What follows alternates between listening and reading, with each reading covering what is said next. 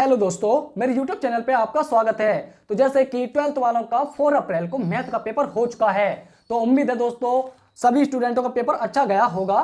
तो अब की बार आपका पेपर सरल आया है, तो दोस्तों अच्छा ही करके आए होंगे सभी। तो दोस्तों आज मैं आपके लिए मैथ का सॉल्यूशन लेके आया हूं। तो जिन बच्चों ने अभी तक मेरा चैनल सब्सक्राइब नहीं किया है तो चैनल को सब्सक्राइब करें और बेल आइकन प्रेस करें। यदि दोस्तों आपको ये वीडियो अच्छी लगे तो अपने दोस्तों के साथ शेयर करें। तो आइए दोस्तों क्वेश्चन नंबर 1 पे हम चलते हैं। क्वेश्चन नंबर आप बन गया है आपका कि निम्नलिखित के सभी खंड हल कीजिए और सही विकल्प चुनकर उसे अपनी उत्तर पुस्तिका में लिखिए। यानी क्वेश्चन नंबर 1 का क्या पार्ट आपका दिया है कि सदिश ए सदिश क्रॉस बी सदिश और बी सदिश क्रॉस ए सदिश के बीच का कोण आपसे पूछा है। अब आपको इसकी प्रॉपर्टीज पता है कि यदि ए सदिश क्रॉस बी सदिश होता है तो बराबर होता है ए सदिश क्रॉस बी सदिश, लेकिन यदि बी सदिश क्रॉस ए सदिश हो जाए तो नेगेटिव साइन आ जाता है। तो दोस्तों ये नेगेटिव और ये पॉजिटिव यानी विपरीत दिशा हो जाती है, और विपरीत दिशा में यानी रेखा का कौन सा कोण बनता है कि 180 अंश।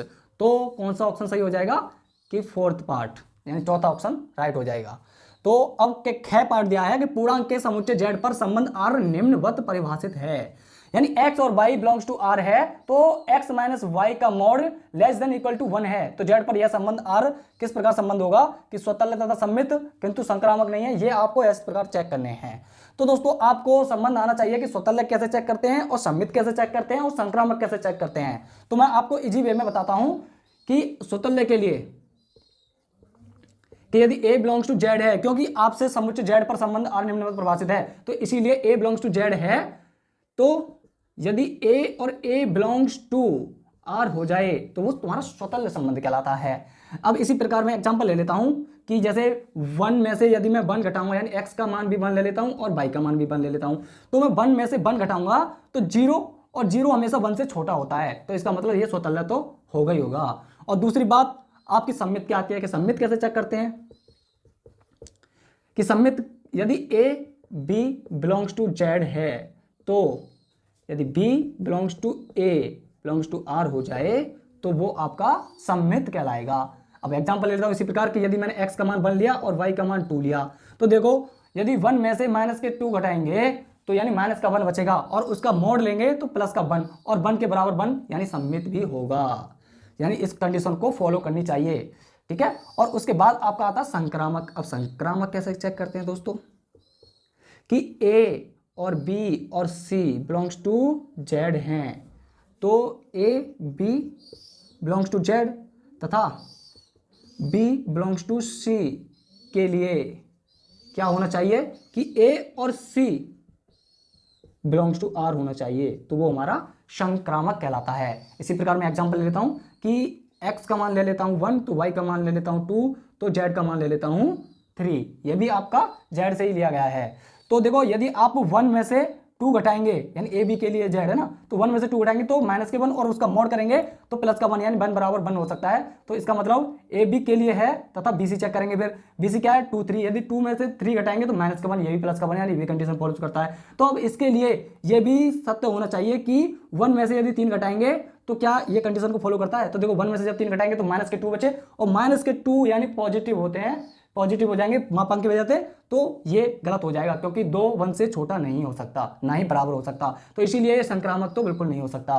तो ऑप्शन आपका कौन सा सही हो जाएगा कि स्वतंत्र है तथा सममित भी है किंतु संक्रामक नहीं है, तो ऑप्शन नंबर आपका पहला ही सही हो जाएगा। तो आपका गैप पार्ट दिया है कि f(x) बराबर x² + 2 द्वारा परिभाषित फलन r से r में है, तो आपको चेक करना है कि एक की है या फिर बहु एक की है या फिर आच्छादक है या फिर आच्छादक नहीं है। और इसे चेक करने के लिए हमें क्या करना पड़ता है कि 2 सेट बना लेते हैं, और 2 सेट यानी ये भी r है और दूसरा भी आपका r ही है क्योंकि आपका r से r में संबंध है। तो यहाँ इसमें रियल नंबर डाल सकते हो आप 0 1 2 3 डॉट डॉट, इसी प्रकार -1 -2 डॉट डॉट, इसमें भी 0 1 2 3 4 5 6 और डॉट डॉट, और -1 -2 -3 डॉट डॉट। अब आपको संबंध देखने के लिए क्या करना है कि आपको जो मशीन दी है यानी फंक्शन जो दिया है उसे लिखना है कि f(x) बराबर क्या दिया है वो कि x² + 2, यानी ये आपकी मशीन बताती है कि किन किन से जाके संबंध आपका बनेगा। तो जब इसमें 0 डालेंगे तो 0 और +2 यानी 2 हो जाता है, तो 0 का संबंध 2 से हो जाएगा। और जब आप 1 डालेंगे इसमें 1 का वर्ग 1 और 2 यानी 1 का संबंध आपका 3 से हो जाएगा। उसके बाद आप इसमें यदि इसमें 2 डालेंगे 2 दूनी 4 और 2 6 यानी 2 का संबंध 6 से हो जाएगा। अब इसी प्रकार -1 डालेंगे तो प्लस का 1 हो जाएगा, और प्लस के 2 यानी -3 प्लस के 3, तो -1 का भी 3 से हो जाएगा। और -2 डालेंगे तो -2 का वर्ग हो जाता है प्लस का 4, और 2 6, यानी -2 का प्लस का 6 से ही हो जाएगा। तो आपको एक एक की चेक करने के लिए क्या करना है कि आपके जो दूसरा सेट है क्या उसका पहले सेट से केवल और केवल एक संबंध बनना है, कि सर नहीं बनना, क्योंकि देखो 3 का संबंध 1 से भी बनना है और -1 से भी बनना है, और देखो 6 का संबंध 2 से भी बनना है और -2 से भी बनना है, तो इसका मतलब ये एक एक ही तो रहा नहीं। तो कि अच्छादक कैसे चेक करते हैं कि अच्छादक के लिए आपका जो दूसरा सेट है इसके प्रत्येक एलिमेंट आपके कोडोमेन कहलाते हैं। कोडोमेन बोले तो सह प्रांत, और इसमें जहां इस वाले के जहां जहां 3 लग रहे हैं वो आपकी कहलाती है रेंज, तो यानी 2 3 6 ये आपकी रेंज कहलाएगी। तो जब भी कोडोमेन रेंज के बराबर हो जाए तो आपका वो अच्छादक कहलाता है, लेकिन कोडोमेन रेंज के बराबर नहीं है यहाँ पर, क्योंकि देखो यहाँ पर 4 और 5 तो छूट ही गए और ऊपर वाले नेगेटिव वाले छूटते जा रहे हैं, तो इसका मतलब इसमें कोडोमेन रेंज के बराबर नहीं है, तो इसलिए ये क्या नहीं है, अच्छादक नहीं है। तो ये क्या हो जाएगा, आपका चौथा ऑप्शन इज राइट, ना एक एक ही है और ना ही अच्छादक है। तो अब आपका गृह पाठ दिया है कि x e की पावर x का x के सापेक्ष समाकलन करना है। तो x e की पावर x का समाकलन कैसे करेंगे कि अलजेब्रिक फंक्शन को फर्स्ट मान लेते हैं और एक्सपोनेंशियल फंक्शन को सेकंड मान लेते हैं आइलेट के हिसाब से। तो फॉर्मूला इसका होता है कि फर्स्ट इंटू सेकंड का समाकलन, और e की पावर x का e की पावर x आता है, और माइनस समाकलन और फर्स्ट का डेरिवेशन यानी x का 1 होता है, और इंटू सेकंड का समाकलन, तो e की पावर x का e की पावर x होता है। तो ये हो गया आपका x e की पावर x, और माइनस अब e की पावर x का समाकलन करेंगे तो e की पावर x, तो e की पावर x यहां से दोस्तों कॉमन आ जाएगा, तो बचेगा आपका e की पावर x और x माइनस के 1। तो ऑप्शन आपका कौन सा सही हो जाएगा कि x माइनस 1 और e की पावर x, यानी थर्ड ऑप्शन आपका सही। कि अवकल समीकरण दिया गया है तो इसकी आपको कोटि बतानी है। तो अवकल की कोटि देखने के लिए आपको क्या करना होता है कि जो सबसे अधिकतम बार डेरिवेशन होता है उसी की हम कोटि देखते हैं। तो कोटि आपकी यानी 2 हो जाएगी, और घात की बात करता तो घात आपकी इसकी 1 हो जाती। तो केवल आपसे कोटि पूछे तो जो अधिकतम बार डेरिवेशन होता है वही आपकी कोटि कहलाती है, तो कोटि हो जाएगी आपकी। तो आइए दोस्तों अब क्वेश्चन नंबर 2 पर चलते हैं। क्वेश्चन नंबर 2 दिया है कि निम्नलिखित के सभी खंड हल कीजिए, यानी आपको इसमें 5 खंड दिए गए हैं और पांचों खंड आपको करना अनिवार्य है। तो इसका पहला खंड यानी क्या पार्ट दिया है कि ABCD एक समांतर चतुर्भुज है, तो सिद्ध कीजिए कि AC वेक्टर माइनस के BD वेक्टर बराबर होता है 2AB वेक्टर के। यानी आपको क्वेश्चन में एक ABCD एक समांतर चतुर्भुज दिया है, तो इसकी सहायता से हमें ये सिद्ध करना है। तो कैसे सिद्ध करेंगे कि सबसे पहले हम त्रिभुज लेंगे BCD में, तो त्रिभुज BCD में, तो त्रिभुज वेक्टर नियम से क्या हो जाएगा कि BC वेक्टर प्लस के CD वेक्टर बराबर हो जाएगा BD वेक्टर के। तो BC वेक्टर प्लस के CD वेक्टर बराबर हो जाएगा BD वेक्टर के। तो ये से मान लेते हैं हम समीकरण नंबर फर्स्ट। अब फिर से आप त्रिभुज लेंगे ABC, तो ABC में, तो त्रिभुज ABC में, तो त्रिभुज वेक्टर नियम से क्या हो जाएगा कि BC वेक्टर प्लस के CA vector, BC vector plus के CA वेक्टर बराबर हो जाएगा BA वेक्टर के। तो यहां से अब आप BC वेक्टर प्लस के यदि CA वेक्टर को AC वेक्टर लिखेंगे तो इसका साइन चेंज हो जाता है, यानी पॉजिटिव है तो नेगेटिव हो जाएगा। AC वेक्टर बराबर ये है आपका BA वेक्टर। आप AC वेक्टर को पहली तरफ लेके जाएंगे और BA वेक्टर को उल्टी तरफ लेके आएंगे, तो ये हो जाएगा माइनस के BA वेक्टर और बराबर ये हो जाएगा AC वेक्टर। तो इसे मान लेते हैं समीकरण नंबर सेकंड।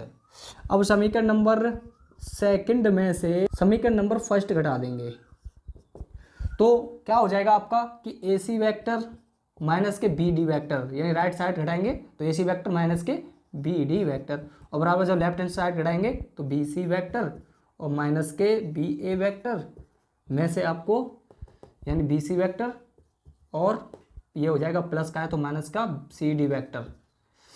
तो BC वेक्टर आपके सेम है, कैंसिल आउट हो जाएंगे, प्लस माइनस के हैं तो ये आपका हो जाएगा AC वेक्टर माइनस के BD वेक्टर, और बराबर ये यदि आप BA वेक्टर को AB वेक्टर लिखेंगे तो ये इसका साइन चेंज हो जाएगा, प्लस का हो जाएगा तो AB वेक्टर। इसी प्रकार यदि CD वेक्टर को DC वेक्टर लिखेंगे तो इसका साइन चेंज हो जाएगा DC वेक्टर। अब आपको पता है कि समांतर चतुर्भुज के नियम से कि AB वेक्टर बराबर होता है DC वेक्टर के, क्योंकि आमने सामने की भुजाएं बराबर होती हैं। तो जब आप DC वेक्टर की जगह AB वेक्टर लिखेंगे तो क्या हो जाएगा कि AC वेक्टर और माइनस के BD वेक्टर और बराबर AB वेक्टर, और DC वेक्टर की जगह आप AB वेक्टर ही लिखेंगे तो AB वेक्टर। तो ये AC वेक्टर और माइनस के BD वेक्टर बराबर ये हो जाता है आपका 2AB वेक्टर। तो आपको यही सिद्ध करना था, हेंस प्रूफ। तो आइए दोस्तों क्वेश्चन नंबर 2 के ख पार्ट पे चलते हैं, जो कि बोल रहा है कॉट इनवर्स -1/√3 का मुख्य मान ज्ञात कीजिए। अब आपको पता है कि इनवर्स ट्रिगोनोमेट्री फंक्शन के अंदर जब नेगेटिव आ जाता है तो उसका साइन खत्म करने के लिए आपको कॉस कॉट सेक को पाई में से घटा देते हैं और बाकी के सब नेगेटिव बाहर फेंक देते हैं। तो यानी इसका नेगेटिव खत्म करने के लिए क्या करना पड़ेगा कि पाई में से घटा देंगे कॉट इनवर्स 1/√3 को, तो ये नेगेटिव खत्म हो जाएगा। अब आपको पता है कि 1/√3 कॉट में किस एंगल की वैल्यू होती है कि कॉट 60 की होती है, जिसे मैं कॉट पाई/3 उसे लिख सकता हूँ। तो पाई माइनस कॉट से कॉट कैंसिल आउट, तो बचा पाई/3। जब पाई में से पाई/3 घटाएंगे तो 2π/3 बचेगा। This is answer. अब दोस्तों क्वेश्चन नंबर 2 का गैप पार्ट दिया है कि दर्शाइए कि f(x) बराबर sin x² एक सतत फलन है। तो दोस्तों इस प्रकार के फंक्शन आपके संयुक्त फलन कहलाते हैं। जो दो फंक्शनों से मिलकर बने होते हैं वो संयुक्त फलन कहलाते हैं। तो इसमें पहला जो फंक्शन है जिसे मैं hx मान लेता हूं वो है sin x, और दूसरा जो फंक्शन है जिसे मैं gx मान लेता हूं वो है x²। यदि आप hx में यानी त्रिकोणमितीय फलन में यदि बहुपदीय फलन रखेंगे तो संयुक्त फलन बन जाएगा। और हमको पता है कि त्रिकोणमितीय फलन प्रत्येक वास्तविक मान के लिए सतत होते हैं और बहुपदीय फलन भी प्रत्येक वास्तविक मान के लिए सतत होते हैं। तो इसका संयुक्त फलन भी प्रत्येक वास्तविक मान के लिए सतत हो जाता है। तो इतना आप लिख देंगे तो आपको 1 नंबर मिल जाएगा।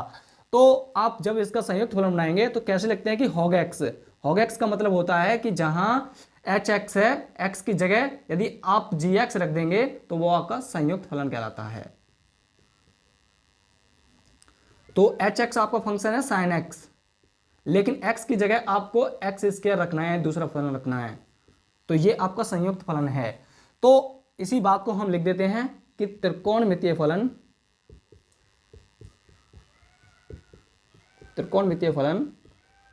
प्रत्येक वास्तविक मान के लिए सतत तथा बहुपदीय फलन भी प्रत्येक वास्तविक मान के लिए सतत होते हैं। अतः इनके संयुक्त फलन भी प्रत्येक वास्तविक मान के लिए सतत होंगे। तो ये हो गया आपका आंसर। तो क्वेश्चन नंबर 2 का घ पार्ट दिया है कि एक बक्से में 7 पीली और 8 लाल साड़ियां हैं। एक साड़ी यादृच्छा निकाली जाती है तो उसके लाल होने की प्रायिकता ज्ञात कीजिए। तो यानी आपके पास एक बक्स दिया गया है जिसके अंदर 7 तो येलो यानी पीली साड़ी हैं और 8 रेड यानी लाल साड़ी हैं। तो आपको एक साड़ी निकालनी है इस बक्स के अंदर से, वो भी लाल रंग की हो। तो ये जो घटना है वो क्या है आपकी कि लाल होने की प्रायिकता।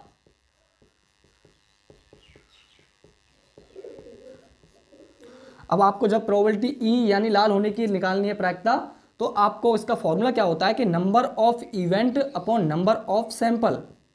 तो नंबर ऑफ सैंपल यानी टोटल साड़ी कितनी है आपके पास कि 8 और 7 15। तो 15 में से वो साड़ी निकालनी जो लाल रंग की है। तो लाल साड़ियाँ कितनी है कि 8, तो 8/15 आपका आंसर हो जाएगा। तो क्वेश्चन नंबर 2 का अड़े पार्ट दिया है कि 2a - b ज्ञात कीजिए। यदि a और b आव्यूह दे रखे हैं तो 2a आव्यूह में से आपको b आव्यूह घटाना है। तो a आव्यूह में आपको 2 की गुणा करनी पड़ेगी। तो जब a आव्यूह में 2 की गुणा करेंगे तो आपको पता है कि आव्यूह के प्रत्येक एलिमेंट में गुणा हो जाती है। तो 2 1 2 और 2 दूनी 4 2 3 6 और 2 दूनी 4 2 3 6 2 1 2 और ये b आव्यूह आपके पास है ही। तो आपको अब 2a में से b आव्यूह घटाना है। तो 2a आव्यूह आपका 2 4 6 और 4 6 2 में से आपको b आव्यूह घटाना जो कि क्या है 3 -1 3 और -1 0 2। तो जब इसे घटाएंगे तो क्या बचेगा आव्यूह में कि 2 में से 3 गया तो माइनस का 1 और 4 में से 1 गया तो प्लस का 1 हो जाएगा तो जुड़ जाएगा यानी 5 हो जाएगा। 6 में से 3 गया तो 3 और 4 में से 1 गया तो ये प्लस का 1 हो जाएगा, जुड़ जाएगा तो ये हो जाएंगे 5 और 6 में से 0 गई तो 6 और 2 में से 2 गया तो 0। ये हो जाएगा आपका आंसर। तो आइए दोस्तों क्वेश्चन नंबर 3 पर चलते हैं। क्वेश्चन नंबर 3 दिया है कि निम्नलिखित के सभी खंड हल कीजिए। तो इसमें आपको 4 खंड दिए हैं, चारों खंड करना अनिवार्य है जो प्रत्येक 2 अंक के हैं। तो इसका पहला पार्ट यानी क्या पार्ट दिया है कि यदि e की पावर y कोष्टक में 1 + x बराबर 1 है तो दर्शाइए कि d2y/dx² बराबर dy/dx का होल स्क्वायर होता है। तो इसमें सेकंड डेरिवेशन हो रहा तो आपको इसका सेकंड डेरिवेशन करना पड़ेगा। तो जब फर्स्ट डेरिवेशन करेंगे x के सापेक्ष तो गुणनफल के नियम से क्या हो जाएगा कि फर्स्ट और इंटू सेकंड का अवकलन, सेकंड का अवकलन कितना होता है 0 और x का हो जाता है 1 और फिर प्लस सेकंड आता है और इंटू फर्स्ट का डेरिवेशन करेंगे। e की पावर y का e की पावर y हो जाएगा, लेकिन हम x के सापेक्ष कर रहे हैं और फंक्शन आपका y में है इसलिए y का अलग से करना पड़ेगा dy/dx और बराबर 1 का कितना हो जाता है 0। जब यहाँ से e की पावर y की इसमें मल्टीप्लाइज करेंगे तो e की पावर y और प्लस कोष्टक में 1 + x और e की पावर y इंटू dy/dx बराबर 0। तो यहाँ से e की पावर y को जब राइट हैंड साइड में लेके जाएंगे तो नेगेटिव हो जाएगी, तो e की पावर y और इंटू dy/dx बराबर हो जाएगी माइनस e की पावर y। तो अब ये dy/dx का गुणांक है तो ये अपॉन में पहुंच जाएगा, तो dy/dx बराबर माइनस e की पावर y अपॉन 1 + x और इंटू e की पावर y। तो e की पावर y से e की पावर y खत्म हो जाती है तो बचा कितना आपका कि माइनस के 1/1 + x। अब इसका पुनः आपको x के सापेक्ष अवकलन करना पड़ेगा। तो जब पुनः अवकलन करेंगे x के सापेक्ष तो ये हो जाएगा d2y/dx² और बराबर इसमें अंश और हर वाला रूल लग जाएगा तो हर आता है और इंटू अंश का अवकलन करते हैं, अंश का अवकलन 0 हो जाता है, फिर माइनस आता है, फिर अंश लिखते हैं तो अंश की वजह से ये पॉजिटिव हो जाएगा और इंटू हर का अवकलन करते हैं तो हर का अवकलन करेंगे तो 1 का हो जाएगा 0 और x का हो जाएगा 1 और फिर बट्टे आता है और हर का वर्ग करते हैं। तो जब हर का वर्ग करेंगे तो 1 + x का होल वर्ग हो जाएगा। तो ये आपका हो जाएगा कि d2y/dx² बराबर आपका बचता है कि 1/1 + x का होल वर्ग। अब यदि आप इसको d2y/dx² यदि आप इसे -1/1 + x का पूरे का होल वर्ग लिख सकते हो क्योंकि -1 का वर्ग करेंगे तो प्लस ही आएगा, तो d2y/dx² बराबर, और ये जब फर्स्ट डेरिवेशन किया था आपने, ये समीकरण नंबर फर्स्ट डाल देते हैं तो समीकरण नंबर फर्स्ट से ये आपका -1/1 + x का मान था वो dy/dx, तो dy/dx और इसका क्या है आपका होल वर्ग, तो हैंस प्रूफ। तो यही सिद्ध करना था आपको दोस्तों। अब क्वेश्चन नंबर 3 का ख पार्ट दिया है कि किसी दौड़ में ए के जीतने की प्रायिकता 1/3 है तथा बी के जीतने की प्रायिकता 1/4 है, तो इस दौड़ को ए और बी में से कोई ना जीत पाए इसकी प्रायिकता ज्ञात कीजिए। अब दोस्तों आपको पता है कि प्रोबेबिलिटी होने की घटना प्लस प्रोबेबिलिटी ना होने की घटना इक्वल होती है 1 के। तो आपको होने की प्रायिकता दे रखी है तो ना होने की प्रायिकता आप निकाल लेंगे यानी 1 में से घटा देंगे। तो यहां से ना होने की घटना यहां से आप कैसे निकालेंगे कि 1 में से होने की घटना घटा देंगे, प्रोबेबिलिटी ई। अब आपको पता है कि ए के जीतने की प्रोबेबिलिटी कितनी दी है आपको कि 1/3 और बी के जीतने की प्रोबेबिलिटी कितनी दे रखी है आपको कि 1/4। तो प्रोबेबिलिटी ए के ना जीतने की प्रायिकता कैसे निकालेंगे कि 1 में से घटा देंगे जीतने की, तो कितना बचेगा कि 3 × 3 में से 1 गया तो 2/3। इसी प्रकार प्रोबेबिलिटी बी के ना जीतने की घटना निकालेंगे तो 1 में से घटा देंगे 1/4, तो 4 × 4 में से 1 गया तो 3/4। तो आपको प्रोबेबिलिटी ए के ना जीतने की और बी के ना जीतने की प्रायिकता निकालनी है, तो जो ना जीतने वाली प्रायिकता है उनका गुणनफल हो जाएगा, तो यानी कितना हो जाएगा कि 2/3 और इंटू 3/4 बराबर हो जाता है 3 दूनी यानी 3 से 3 कट जाता है और 2 से 2 दूनी 4 तो 1/2। तो प्रोबेबिलिटी ए और बी के ना जीतने की प्रायिकता कितनी आ जाएगी आपकी 1/2। This is answer. अब क्वेश्चन नंबर 3 का गैप पार्ट दिया है कि उस रेखा की दिक्कोचाएं ज्ञात कीजिए जो x और y और z अक्षों से समान कोण अंतरित करती है। यानी आपको एक 3D वेक्टर दे रखा है, तो ये आपका x एक्सिस है और ये y एक्सिस है और ये z एक्सिस है, तो इन अक्षों से ये जो रेखा है आपकी ये समान कोण बनाती है, यानी x अक्ष से अल्फा बना रही है तो y अक्ष से भी अल्फा बनाएगी और z अक्ष से भी अल्फा ही बनाएगी। तो आपको दे रखा है कि अल्फा बराबर बीटा बराबर गामा, ये आपको क्वेश्चन में दिया गया है। तो आपको पता है कि दिक्कोचाएं क्या होती है कि L, M और N ये आपकी दिक्कोचाएं होती हैं। तो अब आपको पता है कि L बराबर क्या होता है कि cos अल्फा और M बराबर क्या होता है cos बीटा और N बराबर क्या होता है cos गामा, लेकिन आपको बीटा और गामा की जगह क्या रखना है अल्फा, क्योंकि समान कोण बना रही है। तो अब क्वेश्चन में संबंध क्या होता है कि cos स्क्वायर अल्फा प्लस के cos स्क्वायर बीटा प्लस के cos स्क्वायर गामा बराबर होता है 1, लेकिन अल्फा बराबर बीटा बराबर गामा आपको दे रखा है क्वेश्चन में, तो cos स्क्वायर अल्फा प्लस के cos स्क्वायर अल्फा हो जाएगा प्लस cos स्क्वायर अल्फा हो जाएगा बराबर 1। तो ये हो जाता है आपका 3 cos स्क्वायर अल्फा बराबर 1। तो यहाँ से जब कॉस स्क्वायर अल्फा की वैल्यू निकालेंगे तो कॉस स्क्वायर अल्फा बराबर हो जाता है आपका 1/3। तो कॉस अल्फा जब वर्गमूल लेंगे तो ये आ जाता है 1/√3 प्लस माइनस के। तो आपका एल और एम एन के मान आपका कॉस अल्फा था, तो एल बराबर कितना हो जाएगा प्लस माइनस 1/√3 और एम का मान कितना हो जाएगा कि प्लस माइनस 1/√3 और एन का मान कितना हो जाएगा कि प्लस माइनस 1/√3। ये हो जाएंगे आपकी दिक्कोजाएं। तो क्वेश्चन नंबर 3 का गह पार्ट दिया है कि दर्शाइए कि बिंदु 2i और माइनस के i माइनस के 4j और माइनस के i प्लस के 4j एक समद्विबाहु त्रिभुज बनाते हैं। अब समद्विबाहु त्रिभुज क्या होता है कि जिनकी दो भुजाएं बराबर होती हैं वो आपका समद्विबाहु त्रिभुज कहलाता है। तो मैं इसे मान लेता हूं a जो कि क्या है 2i और इसे मान लेता हूं b जो कि क्या है माइनस के i माइनस के 4j और यह है आपका c माइनस का i और प्लस के 4j। तो जब इसका आप परिमाण निकालेंगे तो ये हो जाता है अंडर रूट में i के गुणांक का स्क्वायर, तो 2 दूनी 4 और j और k के गुणांक तो 0 0 है, तो ये आप 0 0 रखेंगे तो ये हो जाएगा आपका 4 का वर्गमूल आ जाएगा 2।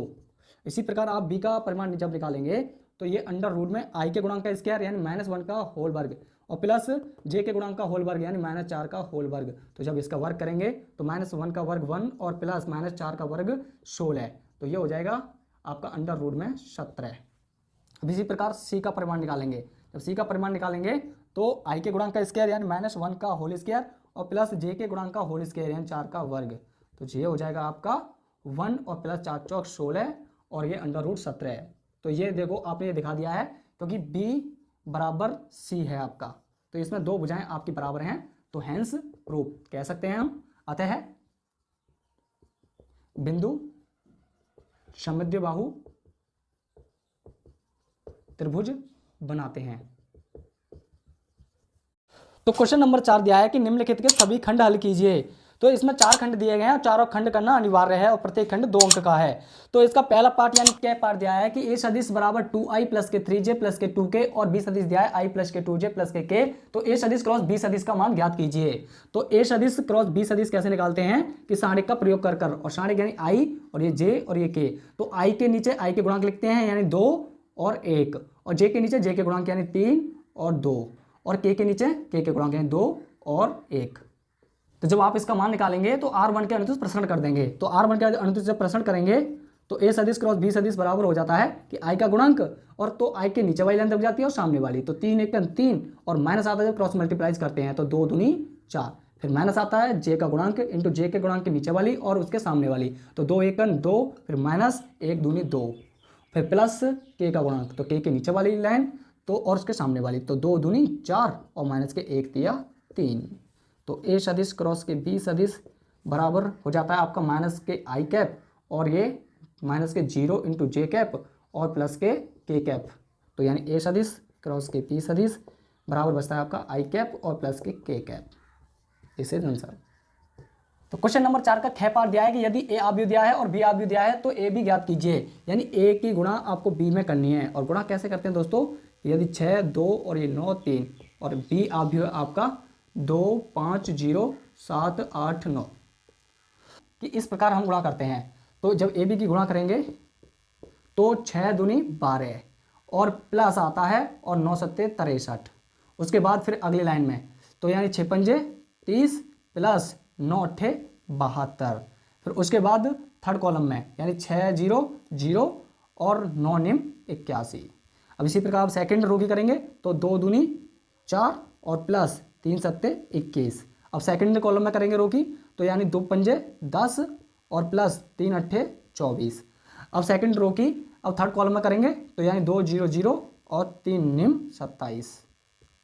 तो ये आपका क्या बचेगा कि 12 यानी 3 और 2 5 और 6 और 1 7 यानी 75, और ये हो जाएगा आपका यानी 72 और 30 यानी 102 और ये आपका 81 और ये 21 और 4 25 और ये कितना हो जाएगा 34 और ये आपका 27।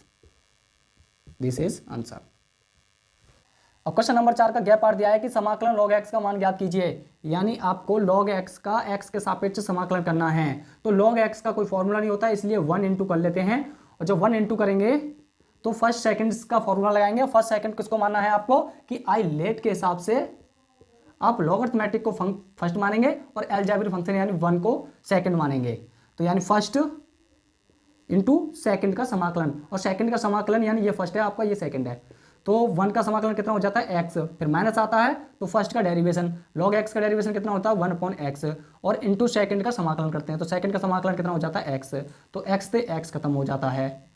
तो ये कितना हो जाएगा आपका कि log x, और x है तो x log x हो जाएगा, और माइनस ये बचा आपका 1 और dx, तो i बराबर x log x, और 1 का समाकलन हो जाता है x, तो ये हो जाएगा आपका आंसर, और प्लस के कांस्टेंट कर सकते हैं सी। तो क्वेश्चन नंबर 4 का घ पार्ट दिया है कि sin x की पावर cos x का x के सापेक्ष अवकलन गुणांक ज्ञात कीजिए। तो जब भी दोस्तों चर की पावर 4 आ जाए तो आपको उसे लेट कर लेना है, तो y बराबर sin x की पावर cos x। अब दोनों ओर log लेने पर तो log y, और ये log sin x की पावर cos x।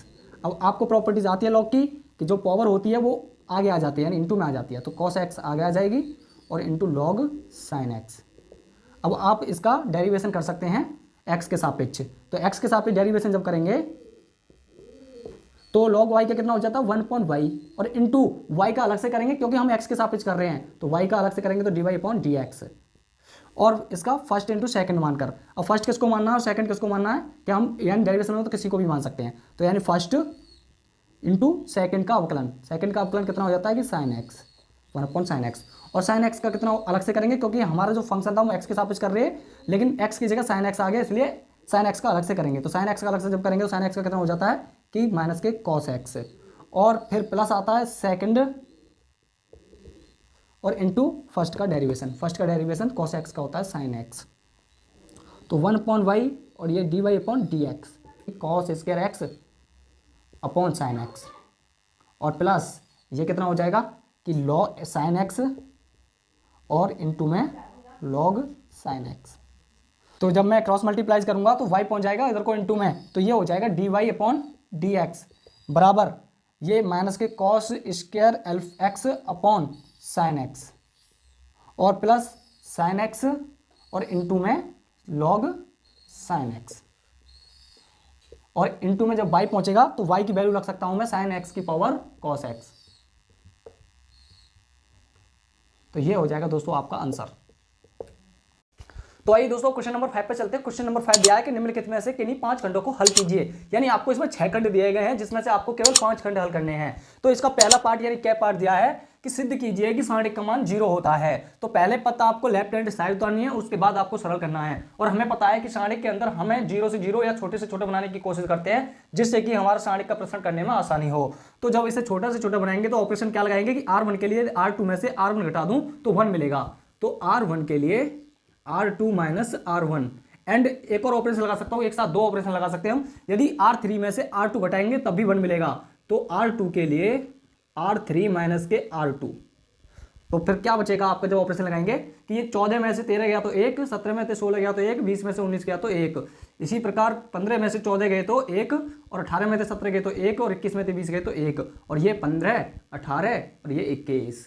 और आपको पता है कि जब भी किसी भी सारणिक के अंदर किसी भी 2 कॉलम या 2 रो बराबर हो जाएं तो उसका मान डायरेक्टली 0 होता है। तो आपको इसमें पता है कि R1 बराबर R2 हो गया, इसीलिए कह सकता हूं कि सारणिक का मान 0 हो गया।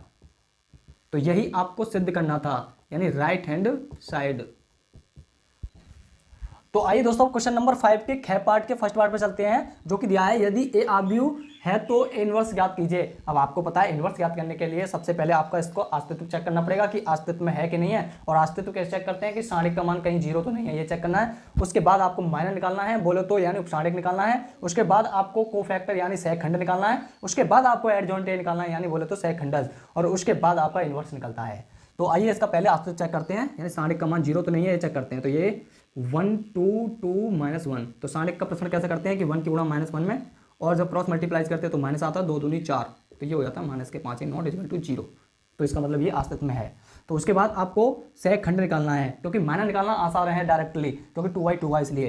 तो जब सहखंड निकालेंगे डायरेक्ट तो -1 का पावर i प्लस के j और इंटू MIJ, ये होता है आपका सहखंड का फॉर्मूला, सहखंड का फॉर्मूला।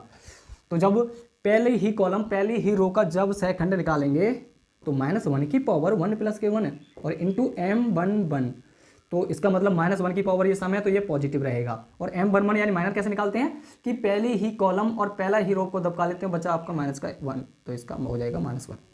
तो m यानी पहली ही कॉलम और पहली ही रो और दूसरे कॉलम का जब सहखंड निकालेंगे तो -1 की पावर 1 + के 2 इंटू m12।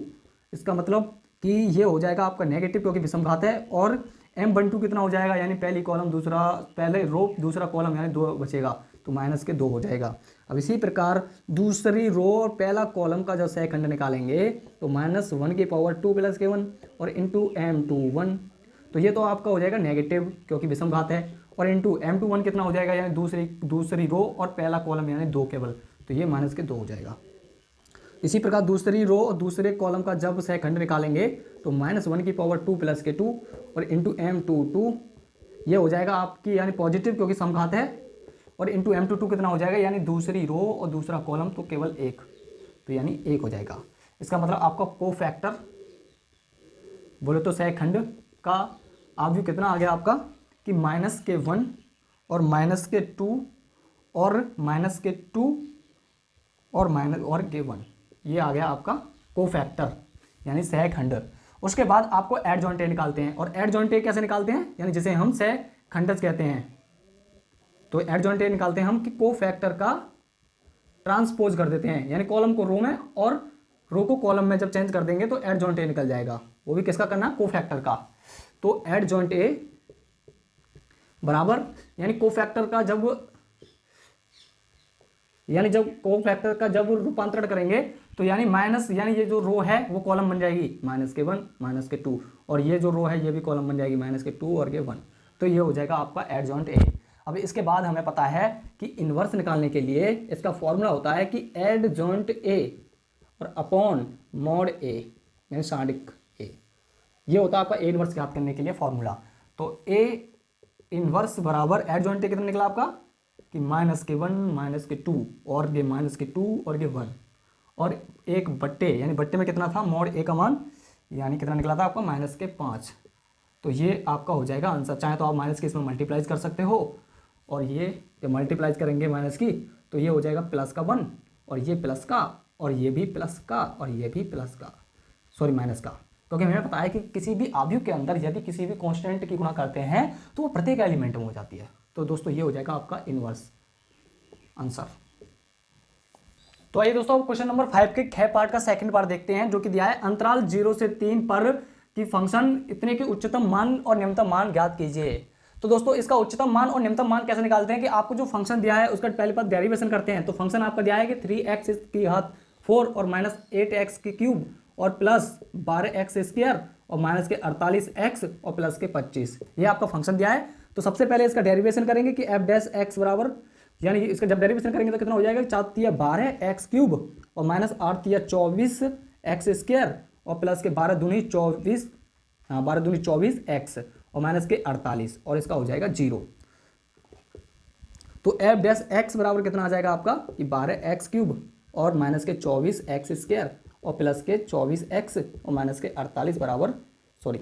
अब दूसरा स्टेप हमारा ये होता है कि f' बराबर 0 करते हैं। तो जब f' बराबर 0 करेंगे तो ये आपका 12x³ और -24x² और के प्लस के 24x और -48 बराबर 0। तो यहाँ से 12x कॉमन है तो 12x कॉमन ले लेंगे। इसके बाद आपका बचेगा x² और यहाँ से, यानी सॉरी 12x² कॉमन था तो यहाँ से बचेगा x और -2, और यहाँ से आपका जब 24 कॉमन लेंगे तो ये बचेगा x -2 बराबर 0। तो ये हो जाता है आपका 12x² प्लस के 24, अब ये कॉमन है तो एक डब्बे में ये आ जाएंगे और एक कोष्टक में आ जाएंगे x -2 बराबर 0। तो यहाँ से 12x² प्लस के 24 बराबर 0 और ये x बराबर 2, यानी यहाँ से जब 12 का भाग करेंगे तो x² प्लस के 2 बराबर 0, और ये पता है आपका कभी भी ये 0 नहीं हो सकता क्योंकि ये हमेशा पॉजिटिव रहेगा। तो केवल आपका x का मान 2 हो जाएगा। जब x का मान 2 हो जाएगा तो अब आपके x के मान 3 हो जाएंगे, क्योंकि जो आपको इंटरवल दिया है ना वो क्लोज इंटरवल दिया है, और क्लोज इंटरवल वाले भी हम x के मान सम्मिलित करते हैं। तो x के मान कितने हो जाएंगे आपके कि एक तो 0 और एक 2 और एक 3। तो अब इन पॉइंटों को फंक्शन में रखते हैं। तो फंक्शन आपका क्या दिया है कि f(x) बराबर 3x⁴ और -8x³ और प्लस के 12x² और -48x और प्लस के 25। अब इसमें सबसे पहले आप 0 रखेंगे तो f0, तो ये हो जाएगा 0 0 0 और ये भी 0 और प्लस 25। तो यानी f0 जो आ जाएगा वो आ जाएगा आपका 25। अब इसी प्रकार आप 2 रखेंगे इसमें, जब 2 रखेंगे तो ये हो जाएगा आपका 3 इंटू 2 की घात यानी 4, तो यानी 2 दूनी 4 यानी 16 हो जाएगा। और माइनस ये हो जाएगा आपका 8 इंटू 8 और प्लस, और यहाँ पर जब 2 रखेंगे तो यानी 12 इंटू 4, और यहाँ पर जब 2 रखेंगे तो इंटू 2 और प्लस के 25। तो जब इसे जोड़ घटाएंगे तो ये 16 3 48 और माइनस के 8 8 64 और प्लस 12 चौक 48 और माइनस के यानी 48 दूनी कितने होते हैं 96 और प्लस के 25। तो जब आप इसे घटाएंगे जोड़ेंगे तो 48 और 48 96 और ये 96 और ये कट जाएगा, तो इसका मतलब 64 में से 25 जाएंगे तो ये बचेगा माइनस के 39। इसके बाद आपको यानी x बराबर 3 रखना है। जब x बराबर 3 रखेंगे तो ये कितना हो जाएगा कि 3 इंटू 3 की घात 4 है, 3 3 9 9 3 27 27 3 81 और माइनस 8 इंटू यानी 27, तो 3 की पावर 3 यानी 27 होता है। उसके बाद प्लस 12 इंटू 3 3 9 और माइनस 48 इंटू 3 और प्लस के 25। तो ये F3 कितना आ जाएगा आपका, तो ये जोड़ घटा के आ जाएंगे आपके माइनस के 14। तो दोस्तों इसमें मैक्सिमम वैल्यू कितनी है कि मैक्सिमम वैल्यू है आपकी इसमें 25 और मिनिमम वैल्यू कितनी है, न्यूनतम वैल्यू कितनी है, तो वो है आपकी माइनस के 39। तो ये हो जाएंगे आपके आंसर। तो आइए दोस्तों अब क्वेश्चन नंबर 5 के गैप पार्ट में चलते हैं, जो कि दिया है यदि x अंडर रूट में 1 plus y plus y under root में 1 प्लस एक्स बराबर 0 है तो सिद्ध कीजिए कि dy अपॉन dx बराबर -1/1 प्लस एक्स का होल स्क्वायर होता है। तो सबसे पहले आपका इसका अंडर रूट खत्म करना है डेरिवेशन करने से पहले। तो x अंडर रूट में 1 प्लस के y plus y under root में 1 प्लस के एक्स बराबर 0, ये दिया है आपको समीकरण। तो इसको हम y वाले पद को पहली तरफ लेके जाएंगे, तो x अंडर रूट में 1 प्लस के वाई प्लस ये बराबर हो जाएगा negative y under root 1 plus के एक्स। अब इसका अंडर रूट खत्म करने के लिए दोनों ओर कर देंगे वर्ग। तो दोनों ओर वर्ग करेंगे तो ये हो जाएगा एक्स स्क्वायर और कोष्टक में 1 प्लस के वाई, और ये हो जाएगा आपका वाई स्क्वायर और कोष्टक में 1 प्लस के एक्स। एक्स स्क्वायर के अंदर इसमें गुणा कर देंगे तो एक्स स्क्वायर प्लस के एक्स स्क्वायर वाई और ये वाई स्क्वायर और प्लस के एक्स वाई स्क्वायर। तो एक्स स्क्वायर और वाई स्क्वायर को एक तरफ लेके आएंगे तो यानी एक्स स्क्वायर और ये माइनस के वाई स्क्वायर हो जाएगा, और इसको पहले तरफ लेके जाएंगे तो ये एक्स वाई स्क्वायर और ये माइनस का हो जाएगा एक्स स्क्वायर वाई। तो यहाँ से ये आपको पता है कि जब भी a का वर्ग और माइनस b का वर्ग आ जाए तो एक कोष्टक में जुड़ जाता है और एक कोष्टक में घट जाता है। तो ये x माइनस के y और ये x प्लस के y, और यहाँ से आप x y जब कॉमन लेंगे तो ये बचेगा अंदर यहाँ से y और यहाँ से x माइनस के x। तो x माइनस के y और ये x प्लस के y, तो यहाँ से जब नेगेटिव बाहर निकालेंगे तो ये माइनस का हो जाएगा एक्स वाई और ये हो जाएगा एक्स माइनस के वाई। तो इस वाले कोष्टक से इस वाला कोष्टक खत्म हो गया। तो बचा आपका क्या कि बचा आपका कि एक्स प्लस के वाई बराबर माइनस के एक्स वाई। तो अब एक्स को पहली तरफ लेके जाएंगे और एक्स वाई को उल्टी तरफ लेके आएंगे तो ये वाई और प्लस एक्स वाई हो जाएगा और ये हो जाएगा आपका माइनस के एक्स। तो यहाँ से वाई कॉमन दिखाई दे रही है, जब वाई कॉमन लेंगे तो 1 प्लस के एक्स और ये माइनस के एक्स और ये y का गुणांक है जो कि पहली तरफ भाग में चला जाएगा तो माइनस एक्स अपॉन 1 प्लस के x, यानी अब x वाले एक तरफ हो गए y वाले एक तरफ हो गए हैं। अब इसका आप डेरिवेशन कर सकते हो x के सापेक्ष। तो x के सापेक्ष अवकलन करने पर जब x के सापेक्ष अवकलन करेंगे तो y का हो जाएगा dy अपॉन dx और बराबर ये अंश और बट्टे हर बार फॉर्मूला लग जाएगा। तो हर इंटू अंश का अवकलन यानी माइनस के 1, फिर माइनस आता है फिर अंश आता है लेकिन अंश नेगेटिव है इसलिए पॉजिटिव हो जाएगा, और इंटू हर का अवकलन। हर का अवकलन कितना हो जाएगा यानी 0 प्लस के 1 और अपॉन हर का वर्ग। तो यहाँ से dy अपॉन dx बराबर जिसके माइनस की गुणा करेंगे इसमें तो ये हो जाएगा माइनस का 1 और माइनस का x और प्लस इस सब x की गुणा इसमें करेंगे तो x एकन x और बट्टे 1 प्लस के x का होल वर्ग। x से x खत्म हो जाएगी क्योंकि ये पॉजिटिव है एक नेगेटिव है। तो यहाँ से dy अपॉन dx बराबर क्या निकला कि माइनस के 1 अपॉन 1 प्लस के x का होल स्क्वायर। तो हेंस प्रूफ।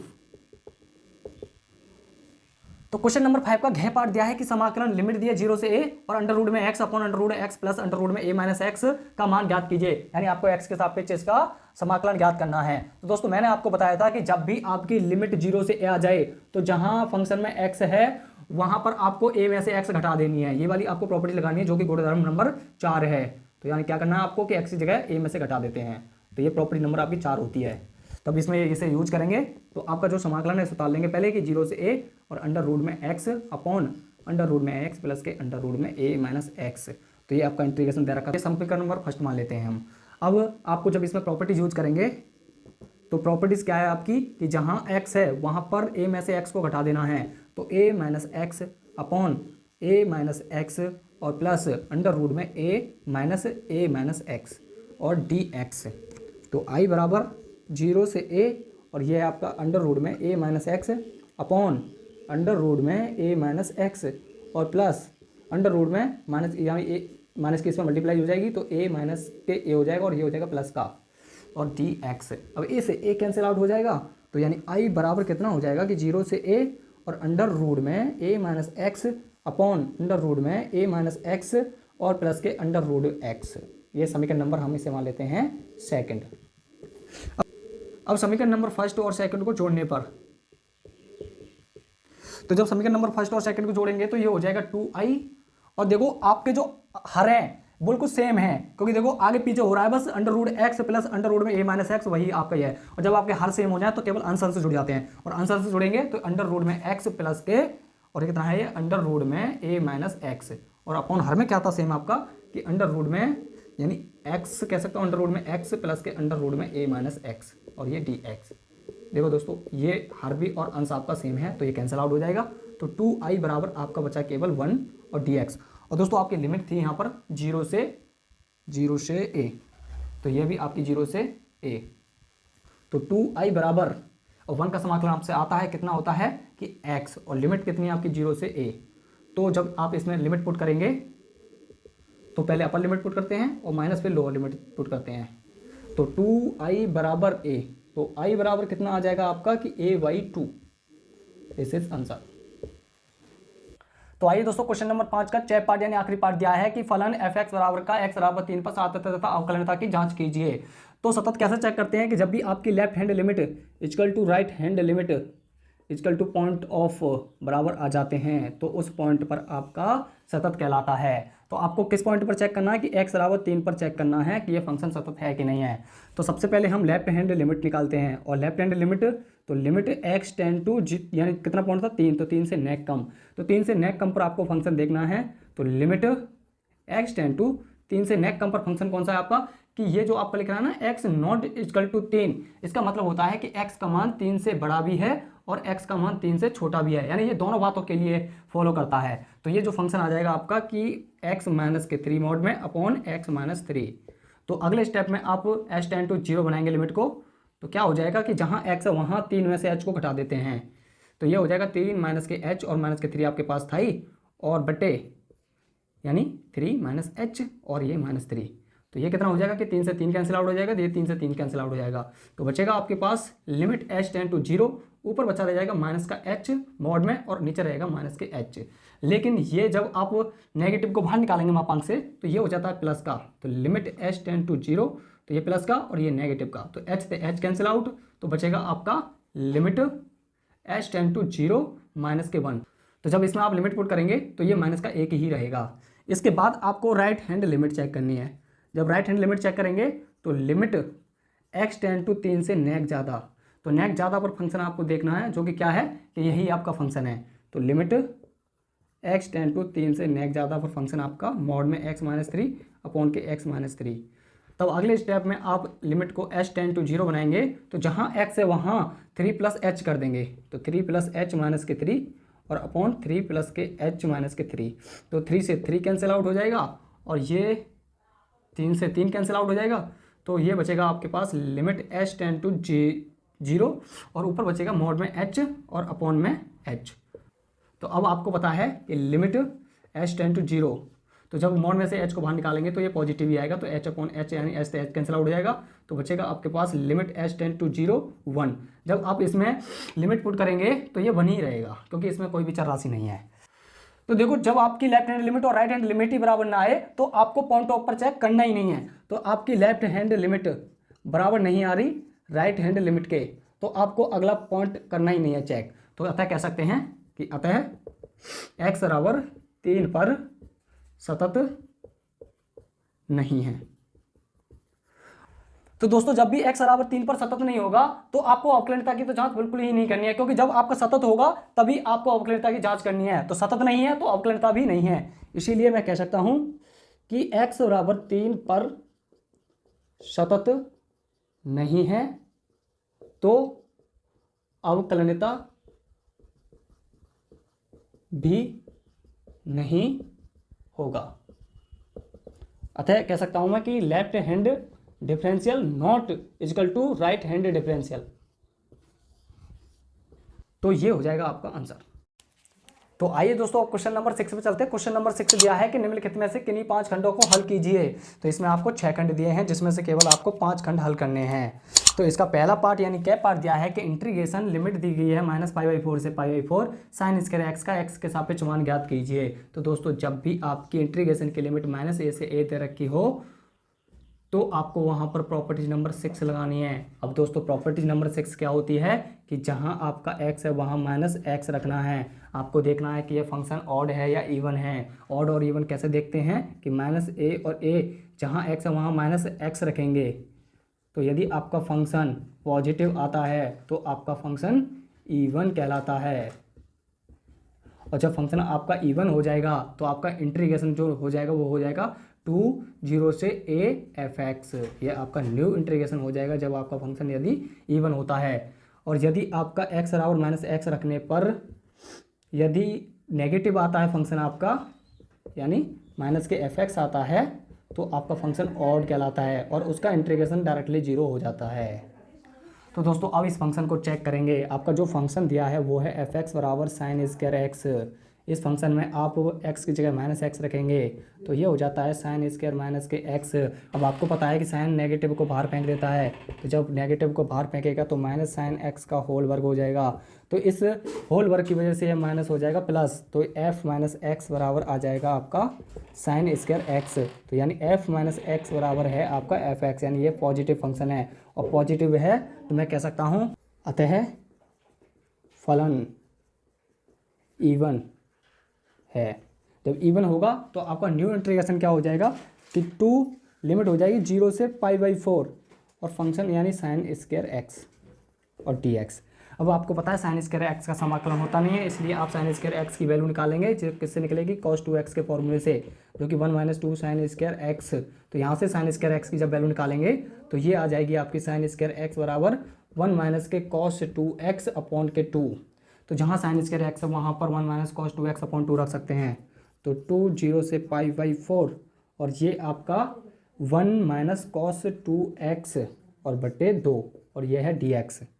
तो दोस्तों ये है 0 से π/4, 1/2 अलग लिख सकते हैं, जो सबके नीचे होता है वो अलग अलग हो जाता है, और माइनस इसका इंटीग्रेशन अलग से कर सकते हैं, इसमें 2 की भी गुणा है 0 से π/4 और ये है cos 2x बटे 2 और ये dx। तो दोस्तों जब 1/2 कांस्टेंट है बाहर निकल के आ जाएगा, 2 से 2 कैंसिल यानी 2 × 1/2 हो जाएगा और ये हो जाएगा 1। तो दोस्तों 2 से 2 कैंसिल हो जाएगा, लेकिन 1 का आपका समाकलन आता है कि वो कितना होता है x, और इसकी लिमिट जो है वो है आपकी 0 से π/4 और माइनस ये 2 बाहर निकल के आ जाएगा तो 2/2 यानी ये भी कट जाएगा और ये अंदर बचेगा आपका cos 2x। और cos 2x का समाकलन क्या होता है कि माइनस के साइन 2x होता है, लेकिन इन अपॉन में 2x का अलग से होगा, डेरिवेशन करते हैं अपॉन में, तो डेरिवेशन जब करेंगे उसका हो जाएगा 2 और लिमिट कितनी है आपकी 0 से π/4। तो दोस्तों जब इसमें लिमिट पुट करेंगे तो पहले अपर लिमिट लगाते हैं π/4, उसके बाद माइनस आता है लोअर लिमिट लगाते हैं। इसी प्रकार माइनस इसमें ये माइनस हम बाहर ले सकते हैं तो माइनस माइनस हो जाएगा प्लस, और ये 1/2 कांस्टेंट है ये भी बाहर आ जाएगा। जब इसमें π/4 को पुट करेंगे अपर लिमिट पुट करेंगे तो ये हो जाएगा आपका π/2 और माइनस पे लोअर लिमिट लगाते हैं तो यानी माइनस की वजह से ये हो जाएगा अब साइन 0। तो दोस्तों अब ये π/4 और माइनस यानी ये प्लस का बचा 1/2 और 1/2 यानी साइन 90 की वैल्यू कितनी होती है 1, और 1 में 1/2 की गुणा करेंगे तो 1/2 ही रहेगा। अब 1 और ये प्लस ये माइनस माइनस हो जाता है और साइन 0 की वैल्यू 0 होती है। तो दोस्तों आपका जो आंसर आ जाएगा वो कितना आ जाएगा कि π/4 और प्लस के 1/2, ये हो जाएगा आपका आंसर। तो आइए दोस्तों क्वेश्चन नंबर 6 के ख पार्ट पे चलते हैं कि वक्र x³ - 3x² - 9x + 7 पर उन बिंदुओं को ज्ञात कीजिए जिन पर स्पर्श रेखाएं x अक्ष के समानांतर है। तो दोस्तों आपको एक वक्र दिया है, मान लो ये वक्र है, तो ये एक्स अक्ष के समानांतर है। तो इस वक्र पर आपको बिंदु ज्ञात करना है। तो अब आपको पता होना चाहिए कि एक्स एक्सिस की प्रवणता बराबर 0 होती है। तो आपकी जो वक्र की स्पर्श रेखा है वो जब एक्स अक्ष के समानांतर है तो इनकी प्रवणताएं बराबर हो जाएंगी। तो वक्र की स्पर्श रेखा की प्रवणता बराबर होगी एक्स एक्सिस की प्रवणता के, यानी जो एक्स अक्ष की प्रवणता है वही आपकी स्पर्श रेखा की प्रवणता कहलाती है। तो स्पर्श रेखा की प्रवणता कैसे निकालेंगे कि इसे y बराबर मान लेते हैं फंक्शन को कि एक्स क्यूब माइनस के 3x स्क्वायर और माइनस के 9x प्लस के 7। तो इसका x के सापेक्ष अवकलन करेंगे तो dy/dx बराबर 3x स्क्वायर माइनस के 6x माइनस के 9 और इसका हो जाएगा 0। तो ये जो आपकी है ये आपकी स्पर्श रेखा की प्रवणता कहलाती है। और आपको पता है कि वक्र की स्पर्श रेखा की प्रवणता बराबर होती है एक्स अक्ष की प्रवणता। तो इसका मतलब dy/dx बराबर आपको 0 दिया है। तो जब dy/dx बराबर 0 रखेंगे तो ये हो जाएगा 3x स्क्वायर माइनस के 6x माइनस के 9 बराबर 0। तो यहाँ से 3 का भाग चला जाएगा तो ये हो जाएगा x स्क्वायर माइनस के 2x और माइनस के 3 बराबर 0। अब इसके गुणनखंड करेंगे तो 3 एकम 3 इसके गुणनखंड हो जाते हैं। तो x स्क्वायर माइनस के 3x और प्लस के 2x और माइनस के 3 बराबर 0। तो यहाँ से आप x कॉमन लेंगे तो बचेगा x माइनस के 3, यहाँ से प्लस के 2 कॉमन लेंगे तो यहाँ बचेगा x माइनस 3 बराबर 0। तो एक कोष्टक में आ जाएगा x माइनस 3 और दूसरे कोष्टक में आ जाएगा x प्लस 2। तो यहाँ से एक कोष्टक से मान निकलेगा x बराबर 3 और एक कोष्टक से निकलेगा x बराबर माइनस के 2। अब इस x के मान वक्र में रखेंगे तो वक्र आपका क्या था कि y बराबर एक्स क्यूब और माइनस के 3x स्क्वायर और माइनस के 9x प्लस के 7। तो जब आप x बराबर 3 रखेंगे तो ये हो जाएगा y बराबर 3 तिया 9 तिया 27 और माइनस के 9 तिया 27 और माइनस के 9 तिया 27 और प्लस के 7। तो देखो ये 27 से 27 कट जाएगा और माइनस 27 में से 7 जाएंगे तो y बराबर आ जाएगा आपका माइनस के 20। जब x बराबर माइनस 2 रखेंगे तो y बराबर कितना आ जाएगा कि माइनस 2 का घन करेंगे तो माइनस के 8 हो जाता है और इसका वर्ग करेंगे माइनस 2 का तो यानी 4 तिया 12 हो जाएगा और माइनस के और 2 की गुणा 9 में करेंगे तो ये प्लस के 9 दूनी 18 हो जाएगा और प्लस के 7। तो ये आपके हो जाएंगे यानी माइनस के हो जाएंगे आपके 20 और ये हो जाएगा 18। तो ये 2 बचे माइनस के और ये प्लस के 7 है तो 5 बचा। तो जो स्पर्श बिंदु हैं आपके वो कितने आ जाएंगे कि बिंदु एक तो आ जाएगा आपका यानी जब x बराबर 3 रखा था तो 3 माइनस के 20 एंड और एक आ जाएगा आपका कि x बराबर माइनस 2 रखा था तो माइनस 2 और 5। ये हो जाएंगे आपके बिंदु, ये हो जाएगा आपका आंसर।